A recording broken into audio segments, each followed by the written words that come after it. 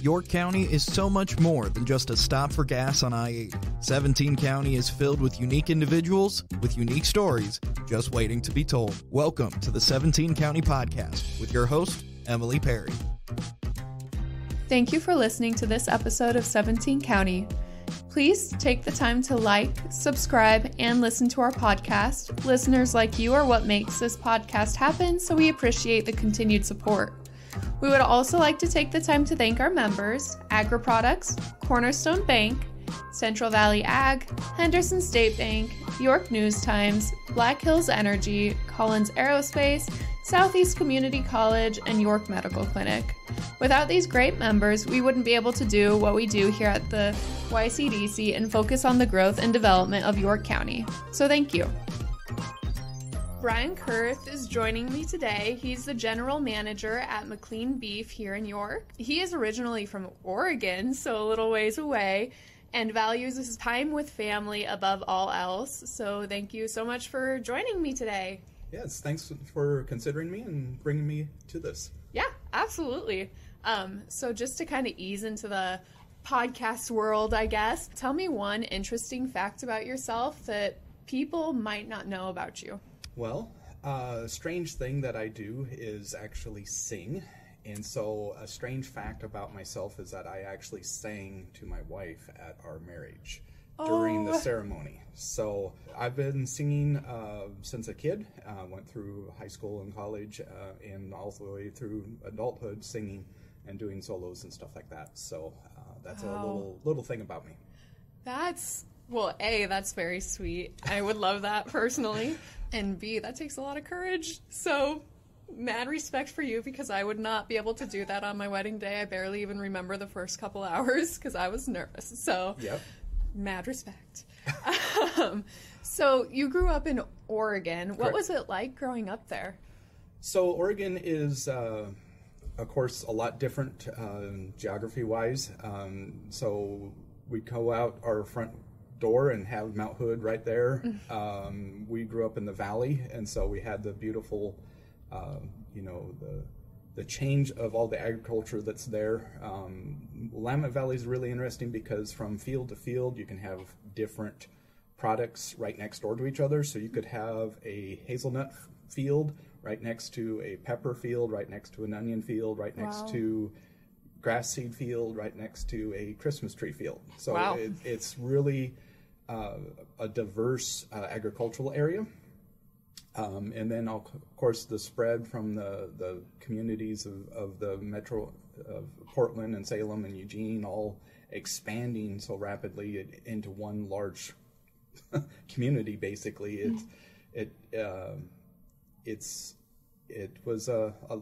Life is a lot faster there. Right. A lot more demanding. So that's what I enjoy about the Midwest. People aren't so rushed and so more interested in talking and listening, where everybody's just so busy out there and always in a hurry. So. Yeah, absolutely. I mean, Midwest nice is definitely a thing, and I think it is because we kind of have a slower pace. We can stop and talk and get to know each other and smell the roses every once in a while. It's not a hi-bye. That's about it. Yeah. We grew up in a community where we, all of us farmers, all knew each other. And so it was good. You could see a farmer going by and know who they were. And we'd often would go and help them during harvest on the onion farm. So it was a good community that I grew up in. And you knew all the neighbors and they all helped you, and went to a small school and all that fun stuff. So a lot of it's similar to out here, but we were just 10 minutes from a larger city.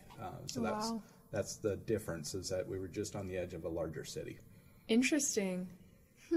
Well, so you were in Oregon for a majority of your childhood. Yep. And then you went to college. So where'd you go to college at? So I went to Oregon State in Corvallis. So don't hold it against me, but I'm a Beaver. Okay. And so went there, kind of followed the footsteps of my grandfather and my father. They both went to the same college. It was interesting going into the same or the greenhouses that my grandfather had been in. I went in and took horticulture classes in the same greenhouses that my grandfather had been there.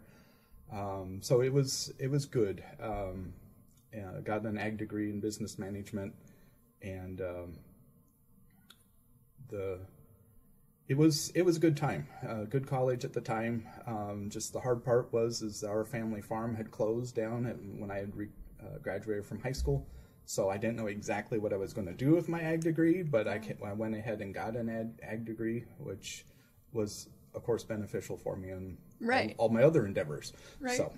And you have kind of an interesting career path after college. Mm-hmm. So you worked at a Bible camp for a while, right? Yes. So strange things, how God led different ways for me to get up to Central Washington. I spent 4 years up there as their program director/director. I took care of everything from, booking all the rentals to running our own camps to being the janitor to being the log splitter. Had a forest fire my first year as camp director within not very far, so we had to evacuate.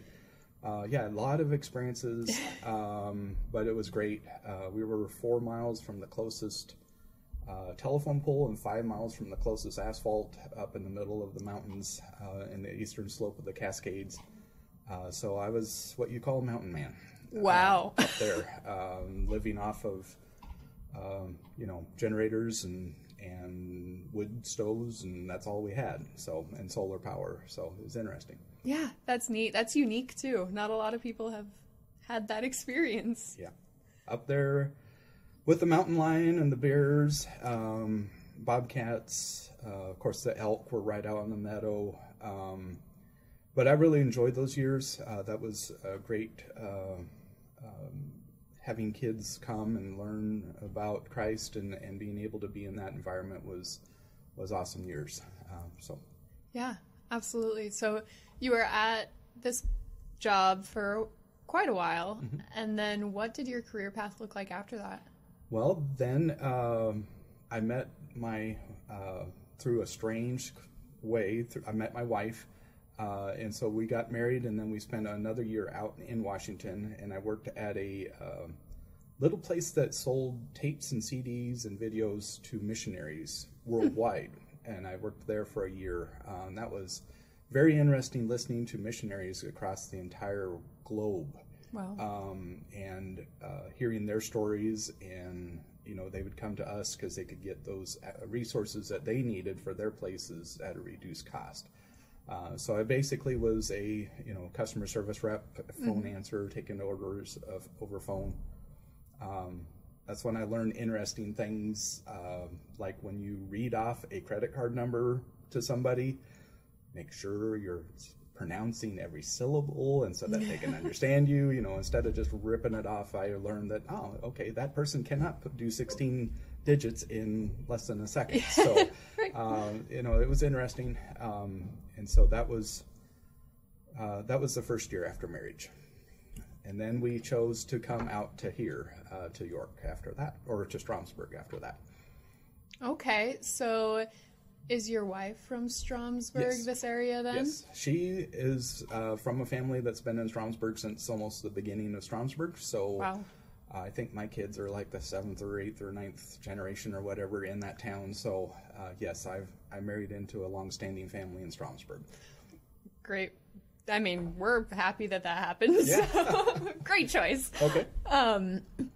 So I'm assuming your wife kind of brought you to the area. You yes. kind of came back with her. Yep. If you don't mind me asking, how did you guys meet? You kind of said it was an interesting story. So at the camp, going to my in-laws, my mother-in-law's brother and his wife went out to Washington State back in the early 70s. And they also went out to work at a different camp back in the early 70s, and they were from out here. And so when I was at the camp, I was needing some cooks for our camp, and I knew this couple from the church that I was attending, and they had been camp cooks. So I brought them out of retirement and helped have them help at my camp for a while. And during those times, I was, of course, young and looking for the love of my life. And so my mother-in-law's brother's wife, if you can follow Okay. that, suggested their niece that was out here in Nebraska. And so I was like, well, Nebraska, well, that's safe enough. And so that aunt and uncle to my wife called my wife and said, would you mind getting, having a pen pal from Washington State? Huh. And so she thought about it and thought, well, no guy's going to write back. And so she almost said no, but then she said, I'll give it a try. And so I wrote to her a first letter, and that turned into several letters. That then turned into cassette tapes. Oh. Because I was getting tired of writing. But yet, after all that, so then we went back and forth with cassette tapes, and then we went to phone calls. And remember, this was back in the day when long distance was expensive. Mm-hmm. So we had to find a plan that then come back to 10 cents a minute instead of 25 cents a minute long distance. And then from there, turned into a flight for me to go meet her. Mm-hmm. And then we were married that fall. So we were married one day and one year and one day after she got my first letter. Wow. And most all of that was remote. So wow. She came out that summer, before we were married, when I was still at the camp, and that all was transpired basically remote. So it's kind of a long distance love story. And what's kind of cute is my daughter actually made a video of this that is on, she did a video class in college, and she actually did the love story from the beginning to when we met at the airport. And so if you ever can look up that love story, it's kind of cute. And how it worked all together. Wow. That's amazing. I mean, I almost feel like that belongs in a book or a movie or something. We've always wondered about, if we could write it out or if we could expand on what my daughter did and turn it into, because it's literally one of what you call a Hallmark movie. Yeah, that's exactly what I was thinking. I'm like, oh my goodness, this is the kind of book that I would read. What is going on? Yeah. So, that's awesome. That's amazing. Yeah. And the rest is history. 25 years plus, yeah. Yeah, and kids and the 2 whole shebang. Kids, yeah. Yes. Wow. Yes. That's cool. Yeah. That's amazing. Yeah. So going on with family, I mean, family takes priority in your life. You've made it very apparent that they come first, which I agree, that's how it should be. Yep. What do you enjoy doing with them in your free time? Well, my idea is to do what interests the kids. So there's a concept that I try to do with my kids of as they were growing up is to introduce them to things and see what interests them. So take, for instance, my son, when he was 11, 12, somewhere in there, we got him a little under $200 telescope. And we'd go out in our big backyard and we were looking up at the stars and the planets, and it took us like a month and a half to just find the rings on Jupiter or Saturn's rings. And when he first saw those rings through his telescope, he was hooked. And so that has become a lifelong project for him. And we spent a lot of time out at night looking at the stars. The Polk County Sheriffs knew that our car was up in the back corner of the part of Stromsburg where we were always setting up at night, so they knew that was just those Kurth guys up there looking at the stars. And so, yeah, it was good times spending it with the son and having times to talk, but yet also helping them find different constellations. And if something was going on, he'd always try to look at it, and so it turned into a lot of fun. And then we got him a microscope, just because I didn't know what else to get him when he turned a little older. Right. And that has launched him into all things small. And so he's now into biology in college and studying what's called exoplanetology. Wow. Which is the study of the other planets around other stars, and then doing what the biology of that, or what the atmosphere and what the possible atmosphere would be like in the soils and all like that. So he's doing awesome in his college world. So it's parenting is an opportunity to stroke whatever the kids take interest in, and then to give them the tools and the opportunities and the networking so that they can succeed. And that's what I've tried to do with them. And so yeah, the daughter, she was, of course, everything young lady. You know, she wants all the the drawings and the everything like that. So she's gone, of course, into the art world. And so, whatever we could do to give her the tools that she could do for that, which is now turned into her full-time job here in York. That's amazing. Yeah. I think you said something that's really valid, meeting your kids where they're at. Mm-hmm. I mean, don't expect anything of them, but find what they're interested in and push that along. I mean, help that grow. Yes, that's amazing. That's important for every kid to do what interests them. Absolutely. That's amazing. Yeah. So what was it like raising, kids in York County? Was it different, or what did you think were some of the strengths of raising kids in this area? Well, of course, for us, we're a little different family because we actually homeschooled.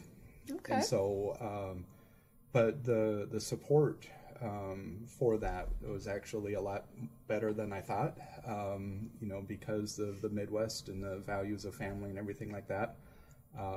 So yeah, it was a great place to raise kids, and to give them the opportunities that we could do, and to spend time with them like we did with my wife being able to teach them from home.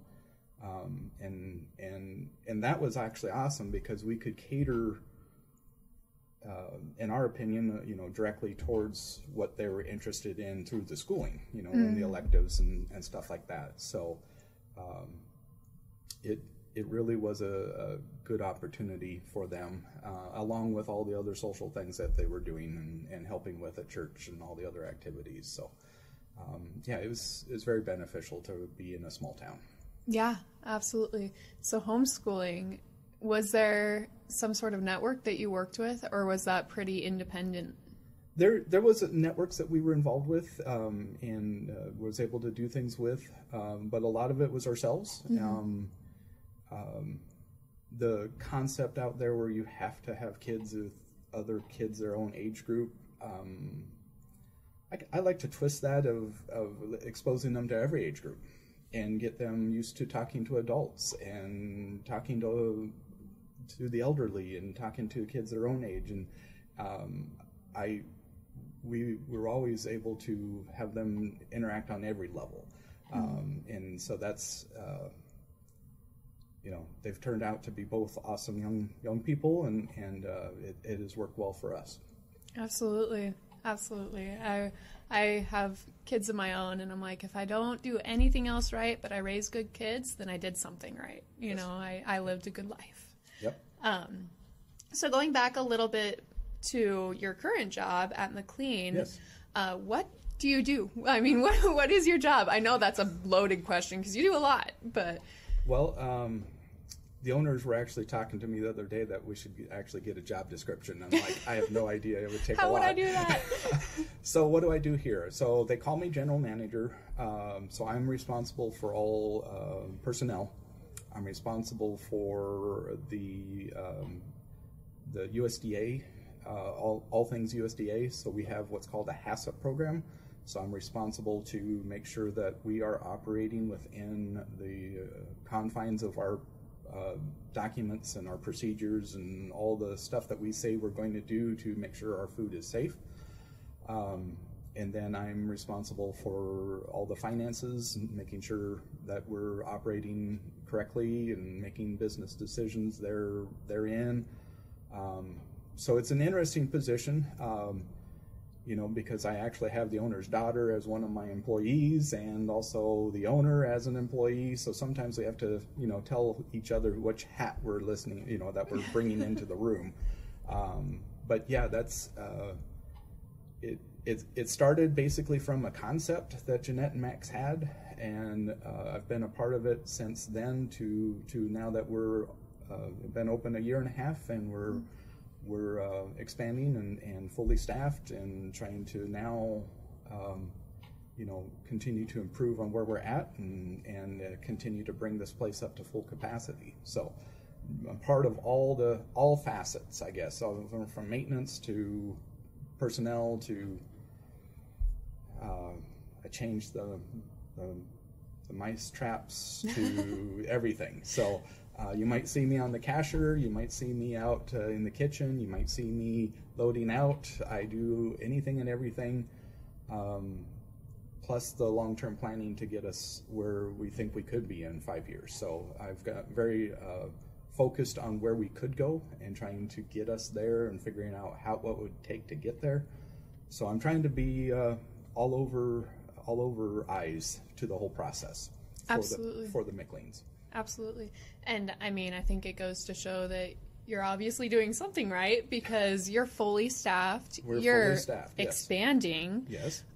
I mean, what more there's a lot of things that are really going well. To take a business from basically a concept to full operation, it takes a lot of time, a lot of planning, a lot of mistakes that you have to correct, because I am not perfect. I do not know everything. I rely a lot on Max and Jeanette and Charmaine on their knowledge of the cattle business, because I don't have that background. But you know, as I take care of the safety and the government's USDA and all that, that's what I bring to the table, is all that type of leadership and management. Absolutely. And correct me if I'm wrong, I'm not familiar with this background at all either. So USDA, it's kind of uncommon for a shop to have that accreditation, right? Most shops our size would be what they call custom exempt, so they do not have a full-time inspector on site. So when the McLeans were dreaming of this and coming with the concept, they wanted to be able to continue selling to the public and then selling to the 48 states. And so to do that, we had to become USDA inspected. So we, at the same time of trying to start this place up, we were also trying to get ourselves online with the USDA. And so that was busy times trying to get all of that in place. USDA has been, you know, really we're on the same team. We both want safe product to the consumer, and I'm all for that. So I'm, you know, it's not like it's a difficult or problematic. It's just conforming to their standards and doing it the way they want it to be done, which is the same as what I want. I don't want anybody hurt or bothered or sick or worse from the products that go through here.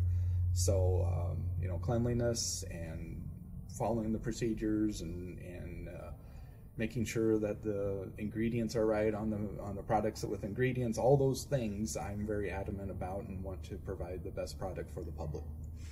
Yeah, and McLean's even takes it a step further, in my opinion, because not only do you see the livestock from birth to slaughter, but you also have a storefront.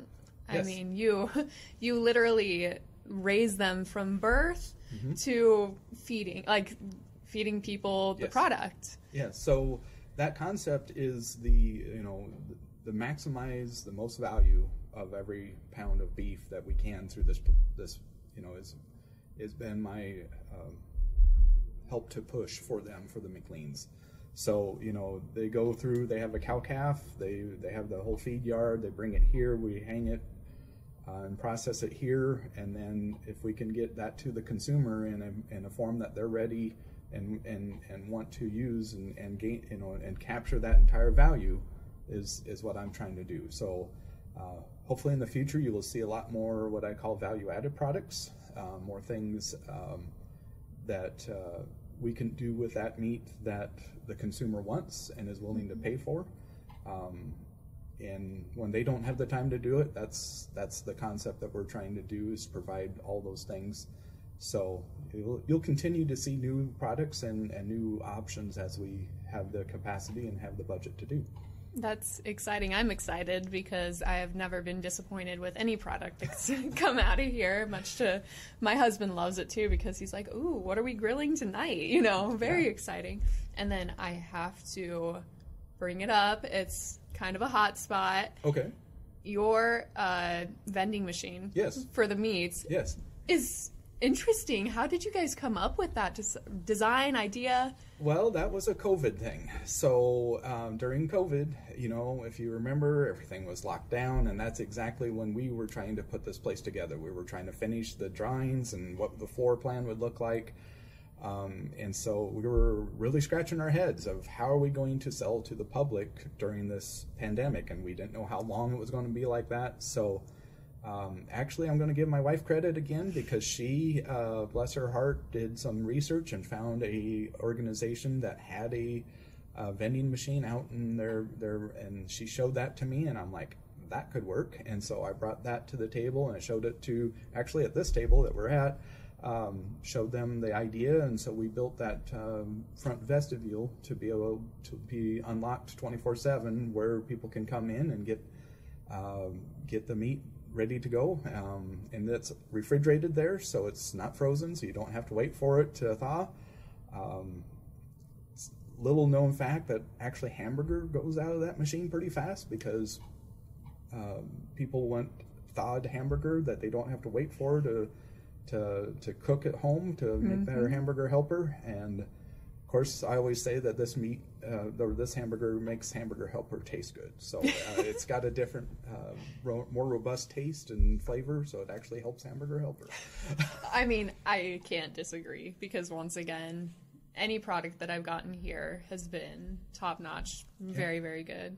And as a mom of young children, having it already thawed is huge. Yes. It's something that you wouldn't really think about until you have it, and you're like, oh my goodness, this is so nice. I love this.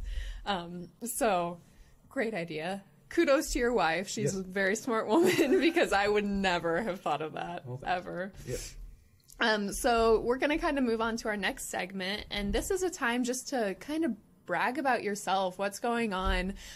Work-related, not work-related, doesn't matter. Is there anything that you're just really excited about, really proud of? Wow. That's always a hard one on me, because I never know which way to go. I know.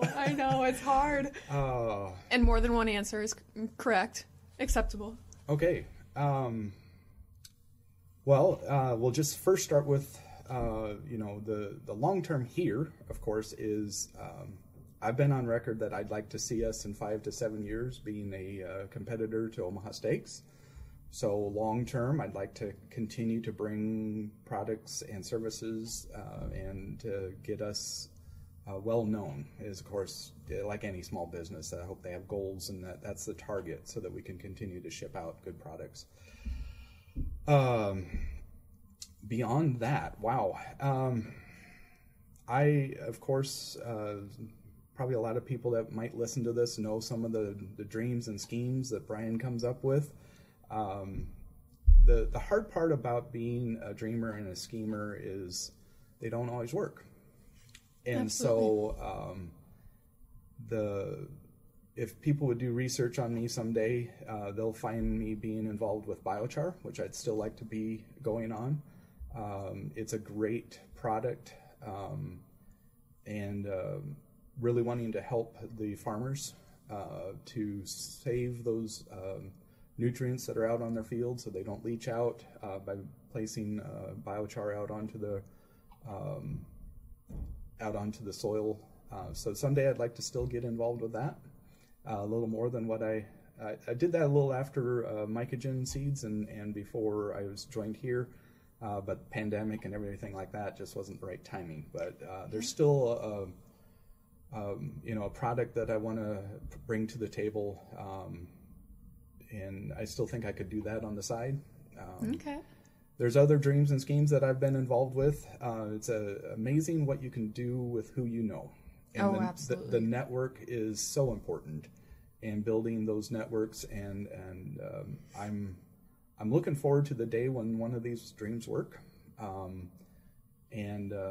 But yet I'm committed to staying here and helping the McLeans, get the most out of this project and to help the local processors. That's really, not only do we do independent processors, we also do independent brands, small brands here, because of the USDA bug that we have. So the bug is that little round symbol that goes on the package. Right. Some people go, what do you mean by putting a bug on a package?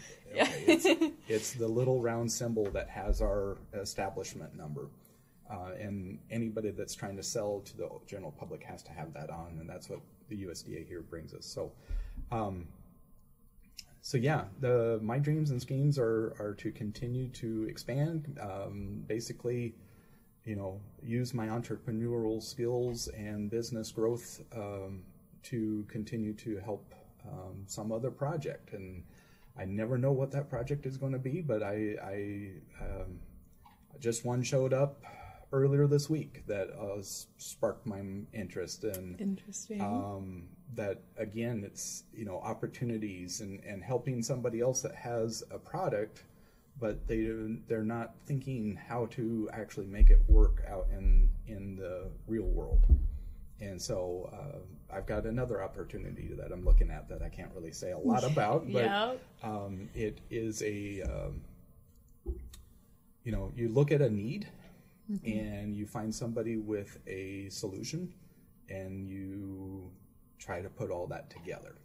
And absolutely. So entrepreneurship is kind of in my DNA. Absolutely. And it sounds like we just need to watch you for a little bit, see what comes. Well, like I said, you can't do it by yourself. Absolutely. You always have to have the right partner and the right investor that believes in what you're doing, and getting more practice at that. So we'll see what comes in the next few years. Absolutely. So going back to biochar a little bit, yes. I kind of know what it is, but do you want to explain for our listeners what biochar is made of and what the purpose of it is? Okay. So biochar is a product from basically any biomass. In our position, we were taking wood and going through a pyrolysis is what it's called. It's a high temperature furnace at low oxygen for the correct amount of time, which takes that wood and brings it down into from a good percentage of carbon. So it gets to be 70 to 80% carbon that's left after that furnace. And then you use that to put onto everything from your lawn to, you can put it on basically any type of crop. Orchards love it, vineyards love it, open farmland. And so there's this big problem going on in the farmland in the last 70 years when they've used all this synthetic fertilizer and what I would call harsh farming practices, that their soil is changing from 70 years ago. And so my vision is to be able to take that biochar and to get it onto the farmland. So I've got some dreams about that, and hopefully someday maybe that can come about. But that biochar is a carbon. It's basically when you look at it underneath a microscope, it has little teeny tubes, and that's where the biological life can live inside of that biochar. And so when you talk to your agronomist and you ask them, what's my carbon level out in my field, they're most likely going to look at you like, what are you talking about? But there needs to be the right level of carbon in the soil to support the biological life. And then you need to figure out how to support that biological life to unlock the nutrients for the plant. So current farming practices are putting on synthetic, which harms that biological life. And so when you go out there, do you find healthy organic soil, and your organic levels way up, and they're all struggling in low 2 and 3 organic levels, and why aren't they up at the 7, 8, 9 organic level percent? It's because their carbon level is so far below. So anyhow, that's what I was trying to do with the biochar, and to I had a way to get the funding so that the farmers didn't have to pay for it and all that kind of ideas. So, yeah, I'm a dreamer and schemer. Wow.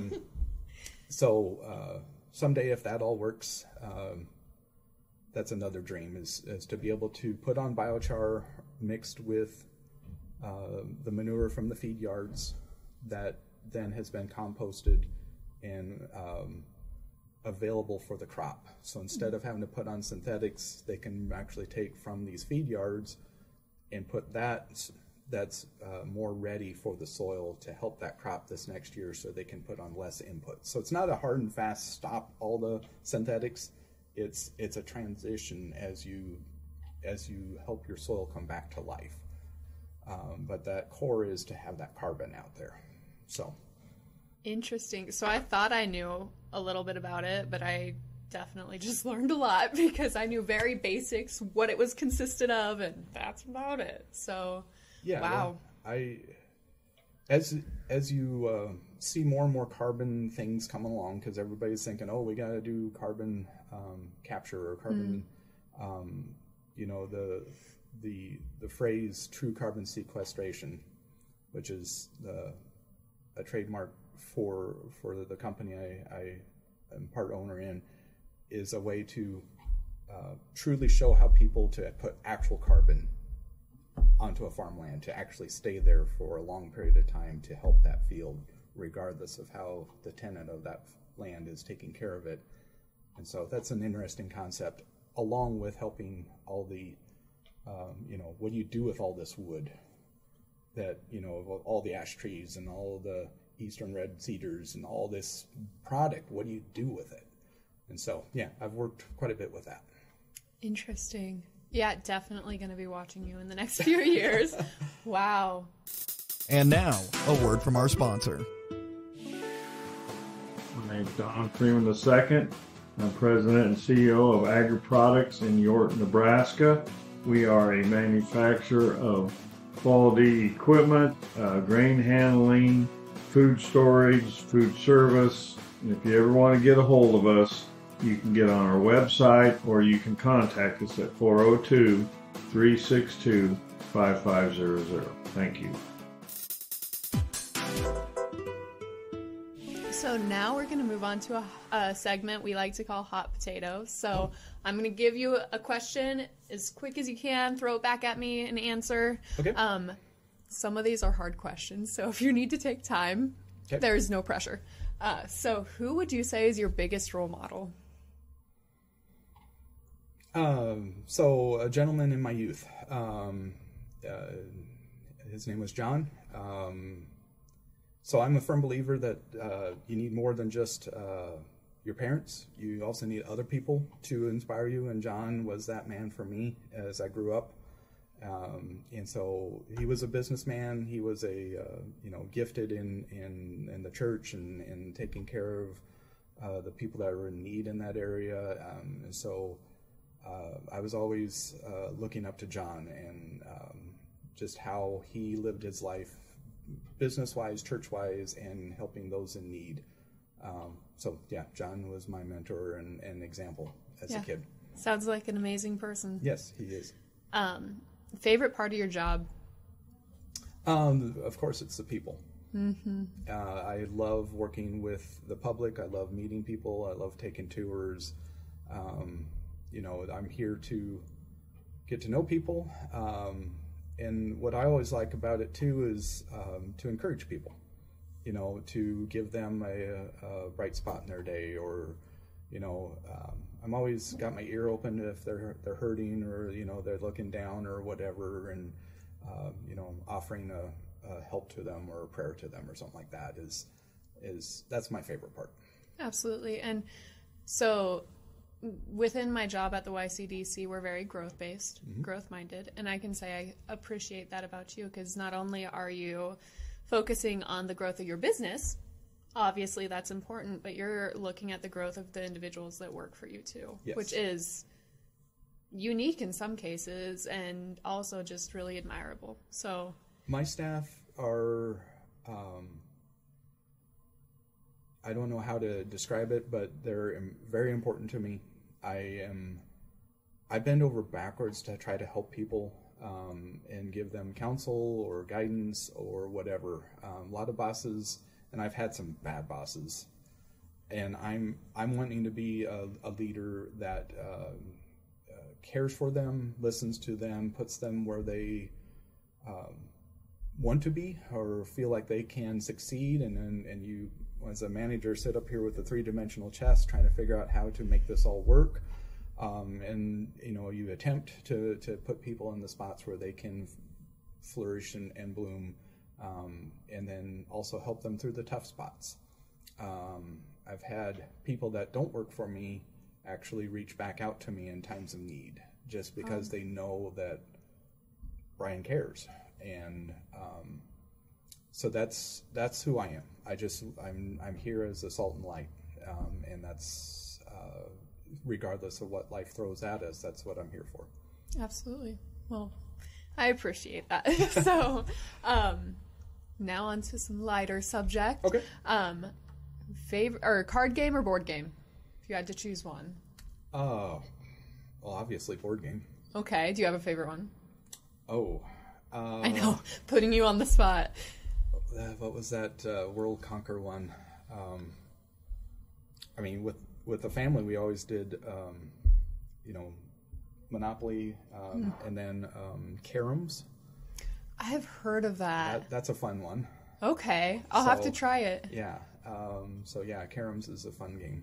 Interesting. Okay. Yeah. I feel like I've heard about it, but I don't know. It has those little round rings that you have to ping with your finger to get into. It's kind of like pool, but it's on a board game, and it's a game of skill. It's kind of where I do better. Brushing off the shoulders, yeah. Yeah, skill instead of knowledge. No. Right. Would you say music or theater for a preference? I'm going to say both because because of the theater and the music background, I love to see plays, musicals. So yeah, I could go to either. I love going to the orchestra, and I also love going to see a play. So I could do either. Yeah, fair enough. That's it's hard to choose between the two as well because, oh my gosh, there's so much variation and variety and yeah. So I don't know how many, 3 or 4 times now I've actually seen the Phantom of the Opera in person. That one is a good one. So, because of the music is awesome, but yet also the theater and what always gets me when I see it in person is the stage and the makeup of how do they do that? How do they have that guy falling? How do they have the boat going through the fog and through the candles? And it's just, when I help build a stage for my high school plays, it's like, how do they do that? You know? So that's what's interesting to me with that particular play. Yeah, and once again, it's a great one. It's probably one of my favorites. I think that was the first play that I actually saw when I was little, which... interesting choice for a kid, that's interesting. Yeah. No, it's a great one. So to wrap things up, let's say you were trying to pitch York County to someone. What would you tell them to promote it and to get them to possibly move to the area? It's hard to find a community with these types of resources that we have here and the openness that we have. The location, it's in the perfect place with the major highways coming through here, so you have the traffic, you have the access to employees, whether it's in the York County or if you have to draw in from the surrounding areas, and then the support of the community and of the city and of the council and all like that, for us has been awesome. So to bring businesses here, there's not only the opportunity, there's the local support, that they know that businesses are needed, and they do everything they can to help. Of course, your office has done awesome. to help us, and we'll remind everybody that we also got a grant through you guys, and that you guys were able to help us with locally for our expansion. So yeah, those things help, and those things make a difference to businesses that are trying to make it in this area. And not every community that I've been in has that effect, especially from where I'm at in the Northwest, where they are so adamant against so much stuff. It's definitely a good place to bring a business into. Absolutely. And I'm glad that we can continue to do our part. And that, I mean, we couldn't be here without support from our business community. We are purely here because we want to see York County grow. We want to see it flourish because, right. I mean, I grew up in the area. I love York. I'm here for a reason. I chose to come here.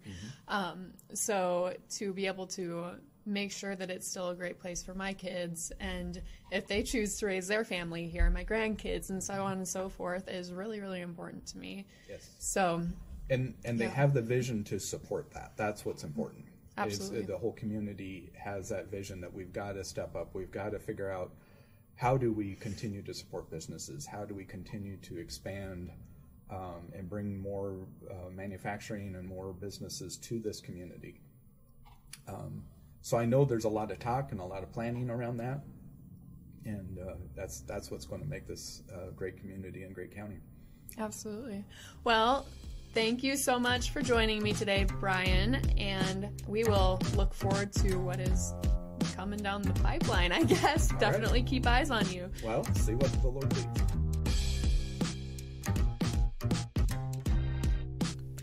We would like to once again take the time to thank our members, the people that help us drive change at the YCDC.